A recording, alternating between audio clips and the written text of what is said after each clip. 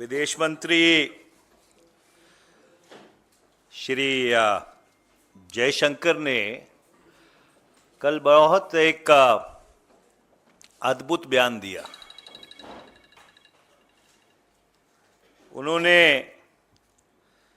ये कहा कि मैं आपके घर का नाम बदल दूं तो मेरा घर बन नहीं जाता। भाई साहब, अगर आप मेरे घर के ऊपर आके अपनी नेम प्लेट लगा दोगे तो ये तो फौजदारी का मुकदमा हो जाता है। इतना वीक रिस्पॉन्स,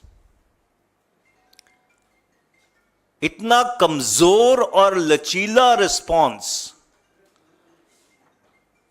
जो चीन ने अरुणाचल में कार्टोग्राफिक अग्रेशन किया है कि 30 स्थानों का नाम बदल दिया। इस तरह की कमजोर प्रतिक्रिया ये भारत सरकार को शोभा नहीं देती और खासकर भारत के विदेश मंत्री को शोभा नहीं देती। जो लोग बहुत ही बुलंद आवाज में कच्चाटीवू की बात करते हैं, ये दुर्भाग्यपूर्ण बात है और खेदजनक बात है कि वो चीन का नाम अपने मुंह से निकालने से भी डरते हैं। Those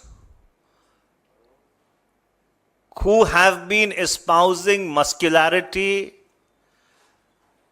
about Kachativu, and I would come to that later, it is unfortunate and regrettable that they are scared of even uttering the word China. आज लगभग 4 वर्ष हो गए, 47 महीने हो गए कि चीन की फौज, जिसे पीपल्स लिबरेशन आर्मी कहते हैं, वो मल्टीपल जगह के ऊपर जो नियंत्रण रेखा है उसके इस पार आ गई। भारत की सरजमी में उन्होंने घुसपैठ की और 4 वर्ष में 47 महीने में ये जो घुसपैठ है इसके ऊपर सरकार की एक भी प्रतिक्रिया नहीं आई। आप सब लोगों को याद होगा कि जनवरी 2023 में जो तत्कालीन एसएसपी थी लेह की, पीडी नित्या जी, उन्होंने एक रिसर्च पेपर प्रस्तुत किया था जो डीजीपीज और आईजीपीज की कॉन्फ्रेंस होती है, एनुअल कॉन्फ्रेंस, और उसमें उन्होंने लिखित रूप पे ये कहा था कि जो 65 में से 26 पेट्रोलिंग पॉइंट्स हैं नियंत्रण रेखा के ऊपर, कोराकोरम पास से लेके डेमचुक तक, हम उन पेट्रोलिंग पॉइंट्स के ऊपर अब जा नहीं पाते, हम वहां पे पेट्रोल नहीं कर पाते। आज 1.5 वर्ष हो गया सरकार की तरफ से जो एक लिखित प्रतिक्रिया की गई सरकार के अफसर द्वारा, आला अफसर द्वारा, उसके ऊपर कोई स्पष्टीकरण आज तक नहीं आया। सितंबर 2020 से लेकर और जब तक लोकसभा का सत्र खत्म नहीं हुआ फरवरी वाला, विपक्ष की तरफ से पूरी कोशिश की गई, सवालों के माध्यम से, काम रोको प्रस्ताव के माध्यम से, रूल 193 के माध्यम से, और जो राज्यसभा में कॉरस्पॉन्डिंग रूल है 267 उसके माध्यम से, कि चीन के ऊपर और खासकर चीन की घुसपैठ के ऊपर सदन के दोनों सत्रों में चर्चा हो जाए। पर सरकार ने उस पूरी कोशिश को निरंतर और लगातार स्टोन वॉल किया। अगर आपको याद होगा, जब हम मणिपुर के ऊपर नो कॉन्फिडेंस मोशन लेके आए थे कि सरकार को विश्वास मत लेना चाहिए दोबारा से, मैंने खुद जब इंटरवीन किया था तो बहुत ही विस्तृत तौर पर जो नियंत्रण रेखा के ऊपर स्थिति है उस पर अपनी बात रखी थी। जब सरकार की तरफ से अनेकों मंत्री बोले और उस बहस का जवाब खुद प्रधानमंत्री ने दिया, चीन के ऊपर एक शब्द ना तो विदेश मंत्री के मुंह से, ना जो 3-3 घंटे उस बहस के दौरान सभी नियमों कानूनों को शिथिल करते हुए जो मंत्री बोले, और यहां तक कि जब प्रधानमंत्री जी ने उस बहस का जवाब दिया तो चीन के ऊपर एक शब्द इन सारे महानुभावों के मुंह से नहीं निकला। They didn't utter the word China, notwithstanding the fact that it was raised by the intrusions across the line of actual control, was raised by many members of the opposition.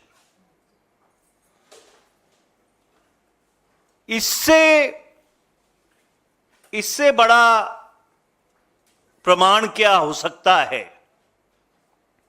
कि ये जो सरकार है वो भारत की एकता अखंडता, जो भारत की प्रभुसत्ता है, उसको लेकर बिल्कुल संवेदनशील नहीं है।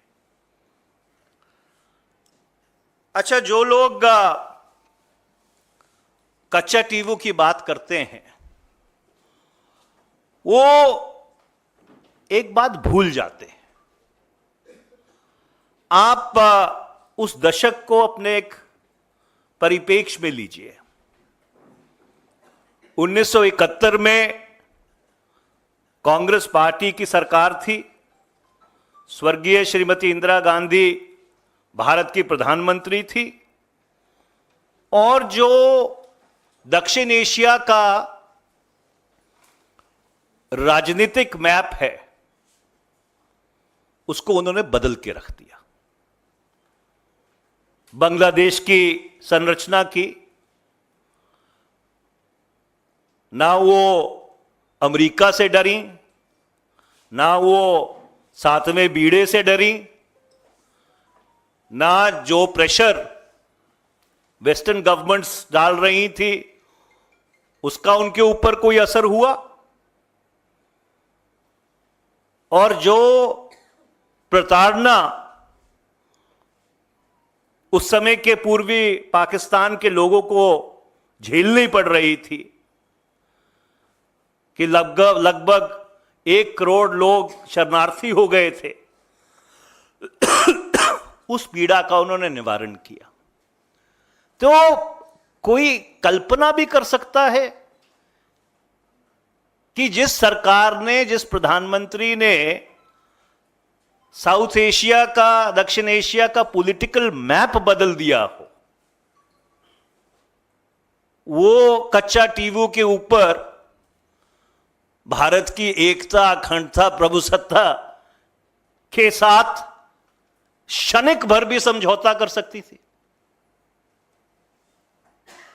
ये किस तरह की हास्यास्पद बात है।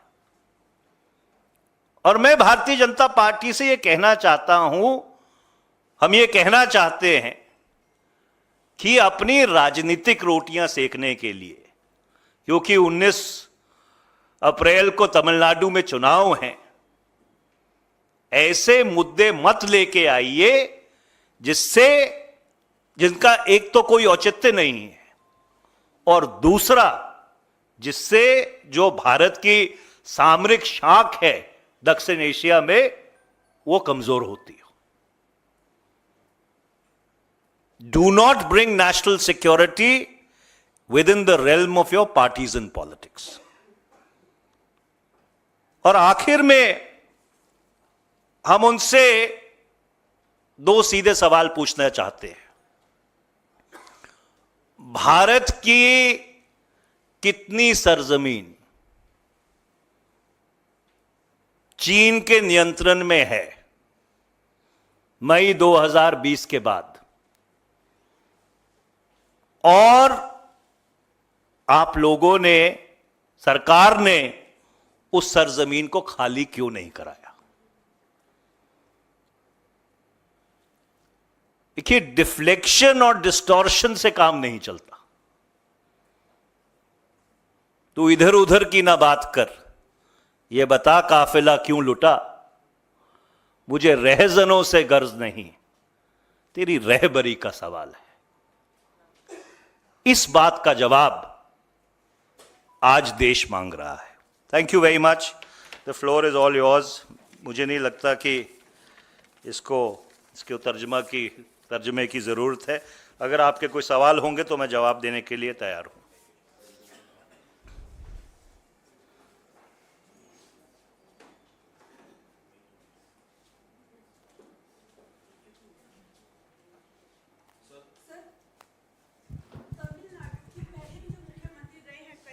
उन्होंने कई बार केंद्र सरकार से, जब कांग्रेस की सरकार थी, उनसे कहा था कि तमिलनाडु का ये जो पूरे मछुआरों का जो नुकसान हो रहा है उसको लेकर कि जो आपने श्रीलंका को दिया था उस टाइम के प्रधानमंत्री इंदिरा गांधी जी ने गिफ्ट में, तो वो वापस लिया जाए। तो अभी तक उसकी सुनवाई क्यों नहीं हुई है? देखिए, शायद मेरी अंग्रेजी और हिंदी दोनों ही कमज़ोर हैं। मैंने बहुत विस्तार पूर्वक अपनी भाषा में ये कहने की कोशिश की है कि जिस प्रधानमंत्री ने, स्वर्गीय श्रीमती इंदिरा गांधी ने 1971 में दक्षिण एशिया का जो राजनीतिक मैप है उसको बदल दिया और एक नए मुल्क का निर्माण किया, वो सरकार और वो प्रधानमंत्री किसी मुल्क को भारत का 1 सेंटीमीटर सरजमीन भी क्या गिफ्ट कर सकती हैं? ये मैं आपके विवेक पे छोड़ता हूं कि इसके ऊपर जरा गंभीरता से और जिम्मेवारी से विचार करने की जरूरत है। There was a question there. So do you think that by raising this Kachatev issue, BJP can gain any political mileage in Tamil Nadu? Well, I think the electorate of this country is very wise. They are extremely, they understand as to why certain issues only come up during election time. And the entire attempt to raise a non-issue is primarily to deflect attention from the gross failure of the government on China, which is getting the territory of India under the illegal occupation of China vacated. And as I had earlier stated, that the very meek response by the External Affairs Minister to the renaming of 30 places in India, in Arunachal Pradesh, testifies to both this meekness and weakness. Manish ji, could you explain, but because what you said in Hindi I don't know, but I am just asking question. Can you tell me about in 1974 agreement and 1976 agreement? The 1974 agreement is giving the rights to fishermen in the Kachattu. Why it's that withdraw the 76 agreement? Can you able to explain this? In the Congress party.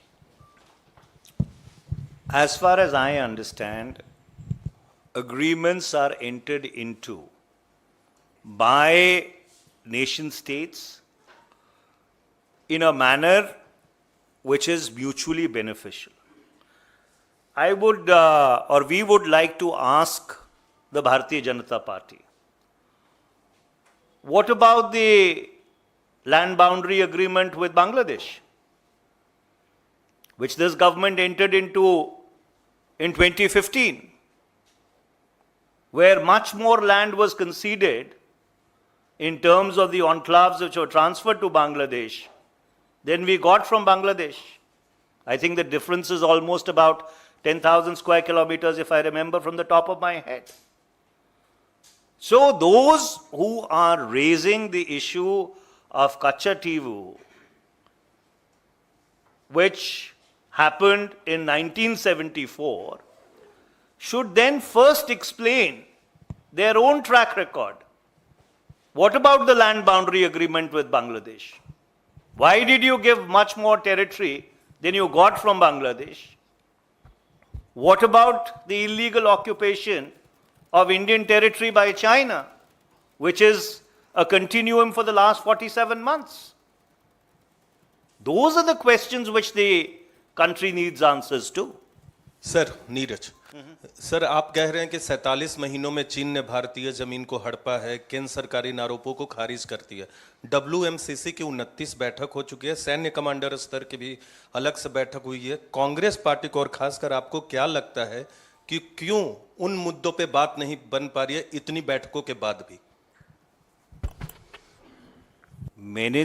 हमने तो सरकार को इस आरोप को खारिज करते सुना ही नहीं है। सरकार ने कब इस आरोप को खारिज किया है? जब गलवान की घटना हुई, दुर्भाग्यपूर्ण घटना थी, हमारे इतने सैनिक उसमें शहीद हो गए, तो जो विदेश मंत्री की प्रतिक्रिया थी गलवान की दुर्भाग्यपूर्ण घटना के तुरंत बाद, और जो प्रधानमंत्री जी की प्रतिक्रिया थी 19 जून 2020 को जब सर्वदलीय बैठक हुई, उन दोनों में जमीन आसमान का फर्क है। There is a complete contradiction between what External Affairs Minister Mr. S. Jaishankar said after the Galwan, the unfortunate tragedy in Galwan, and what the Prime Minister told the all-party meeting. So, except for obfuscation, सिर्फ ध्यान भटकाने के अलावा और हर कोशिश पिछले 4 वर्ष में की गई कि चीन के ऊपर ना संसद में, ना संसद की जो स्थायी समितियां हैं, चाहे वो विदेश मंत्रालय से जुड़ी हों, चाहे रक्षा मंत्रालय से जुड़ी हों, चाहे जो कंसल्टेटिव कमिटीज हैं, किसी में भी चीन का जो घुसपैठ हुई है, अक्रॉस द LAC घुसपैठ हुई है, उसके ऊपर सरकार किसी भी चर्चा के लिए राजी नहीं हुई। ये वास्तविकता है। 1971 में सिर्फ पाकिस्तान के 2 टुकड़े नहीं बल्कि सिक्किम को भी चीन के गिरेबान से चीन के भारत में मिलाया गया था। इतनी बड़ी चीज़ें हुई, लेकिन एक टापू की परसेप्शन पे कांग्रेस बिल्कुल बैकफुट पे आ गई है और भाजपा बिल्कुल फ्रंट फुट पे खेल रही है। तो क्या परसेप्शन की लड़ाई में आप इतने पंगु नज़र आ रहे हैं, कमज़ोर नज़र आ रहे हैं? आप तो सूचना प्रसारण मंत्री भी रहे हैं। देखिए, सबसे पहले तो मैं आपका धन्यवाद करना चाहता हूं कि आपने 1974 जो सिक्किम को भारत में शामिल किया गया, उसको भी हमारे संज्ञान में लेके आए। आपका बहुत बहुत धन्यवाद। अगर हम बैकफुट पे होते तो ये प्रेस वार्ता थोड़ी कर रहे होते, ये सारे सवाल थोड़ी पूछ रहे होते। पिछले 47-48 महीने से जब से ये घुसपैठ हुई है, निरंतर और लगातार ये सवाल थोड़ी उठा रहे होते। एक ये दुर्भाग्यपूर्ण बात ये है, जब भारत की जो कूटनीति है या भारत की जो सामरिक नीति है, उसके साथ क्षणिक का राजनीतिक लाभ वो भी मिलने वाला नहीं है, उसको सामने रखते हुए इस तरह की सियासत की जाए, ये अत्यंत ही दुर्भाग्यपूर्ण बात है और ये गैर जिम्मेदाराना रवैये का शायद सबसे बड़ा जीता जागता प्रमाण है।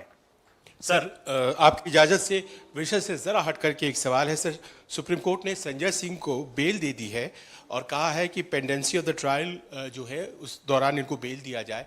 तो आप तो चूँकि अधिवक्ता भी हैं, कानूनविद भी हैं, क्या इसे ये समझें कि ये एक पार्ट ऑफ द प्रोसेस है या फिर उनके पास तथ्य नहीं है प्रोसिक्यूशन के पास जो उनको होल्ड करता, जेल में रखता? देखिए, ये अच्छी बात है कि उच्चतम न्यायालय ने श्री संजय सिंह जी को जमानत दे दी है, क्योंकि हमारा तो सदा ये मानना रहा है कि जो बात जस्टिस कृष्णा अय्यर ने 1974 में कही थी, that bail should be the rule and jail the exception, फौजदारी का जो कानून है वो उस पर चलना चाहिए। ये दुर्भाग्यपूर्ण बात है कि पिछले कुछ वर्षों में उसको अपने सर पे खड़ा कर दिया गया है and jail has become the rule and bail has become the exception. Thank you.